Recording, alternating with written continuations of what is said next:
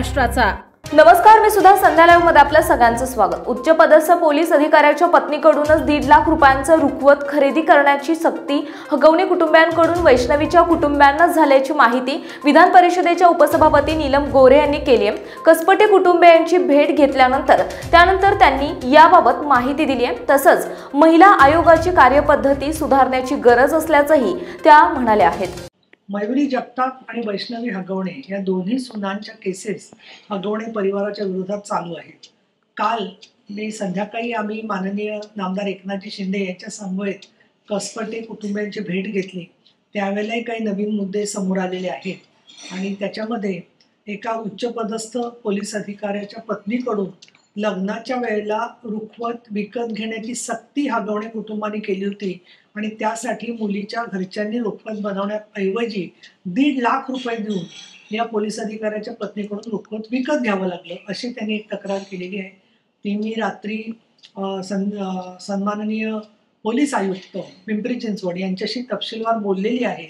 त्याचबरोबर मयुरी जगताप या त्यांच्या दुसऱ्या सुनेशी माझं तपशीलवार जे बोलणं झालं त्यातलेही मुद्दे मी पोलीस आयुक्तांच्या नजरेस आणलेले आहेत। या दोन्ही कुटुंबांमधलं दोन्ही केसेसमधलं छळ करण्याची पद्धती जर का पाहिली तर त्याच्यामध्ये त्यातली क्रूरता आणि कायदा धाब्यावर बसण्याची प्रवृत्ती दिसून येते। या पार्श्वभूमीवरती जे चार्जशीट मयुरी जगतापच्या केसमध्ये प्रलंबित आहे ते लवकरात लवकर व्हावं ही अपेक्षा मी व्यक्त केल्यावर ते चार्जशीट अंतिम टप्प्यामध्ये आहे असं त्यांनी मला सांगितलेलं आहे। त्या दृष्टिकोनातून हा गुन्हा जो आहे मयुरी जगतापचा, तिने जी तक्रार केली होती 354ची, ती पौड पोलीस स्टेशनकडून पिंपरी चिंचवड पोलीस आयुक्तालयात वर्ग करण्यात आलेली आहे।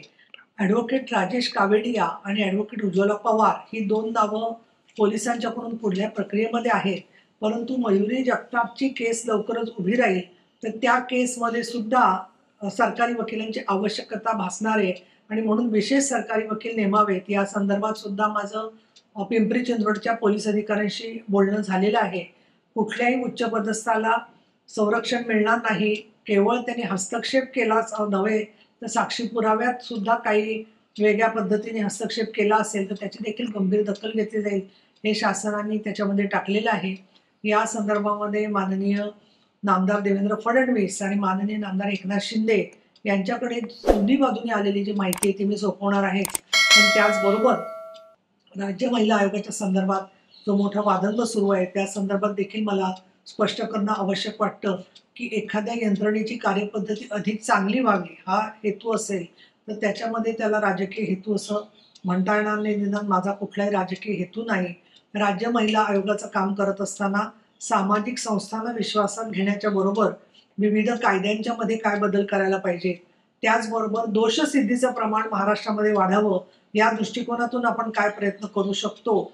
ज्या महिलांना न्याय मिळालाय, कोर्टामध्ये न्याय मिळालाय पण त्यांचं पुनर्वसन बाकी आहे, त्या पुनर्वसनाचं काम सुद्धा राज्य महिला आयोगाने करणं अपेक्षित आहे। जर का राज्य महिला आयोगाकडे तेवढी यंत्रणा पुरेशी नसेल तर त्यांना अधिक निधी देणं, अधिक कर्मचारी देणं, अधिक मोठ्या प्रमाणात त्यांना व्यापकता मिळवून देणं आणि त्यांचे सदस्य नेमणं ही त्याच्यावरची उत्तरं आहेत। आणि त्यामुळे मला असं वाटतं की या महिला अत्याचाराच्या प्रश्नाचं भांडवल करण्यापेक्षा समाजामध्ये अशी शिक्षा करणाऱ्यांना न्याय मिळावा असं नव्हे तर फक्त त्या महिलेच्या बद्दल परत कुणाला त्रास द्यायची हिंमत होणार नाही अशा पद्धतीने भूमिका घेतली पाहिजे। नुकतीच नाशिकमध्ये सुद्धा एका नवविवाहित महिलेची, उच्च शिक्षित महिलेचा आत्महत्या झाल्याची घटना एक माडीवाले कुटुंबात झाली होती। आता अजून एक घटना समोर आलेली आहे। त्याचबरोबर राजगुरुनगरमध्ये एका 10 वर्षाच्या मुलीवरती तिच्यावरती लैंगिक अत्याचाराची घटना सुद्धा समोर आलेली आहे। या पार्श्वभूमीवरती आम्हाला जिथे जिथे शक्य होईल त्याचा आम्ही त्या पाठपुरावा करणार आहोत।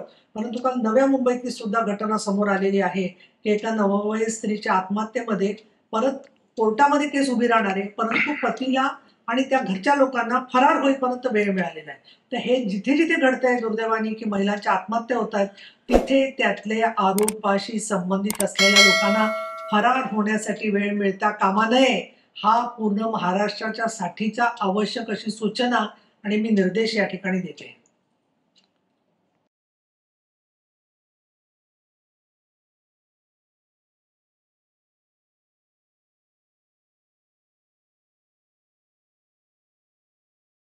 ताज्या आणि महत्त्वपूर्ण बातम्या पाहण्यासाठी आजच आमच्या संध्या लाईव्ह न्यूज चॅनलला YouTubeवर सबस्क्राईब करा आणि बेल आयकॉन प्रेस करा.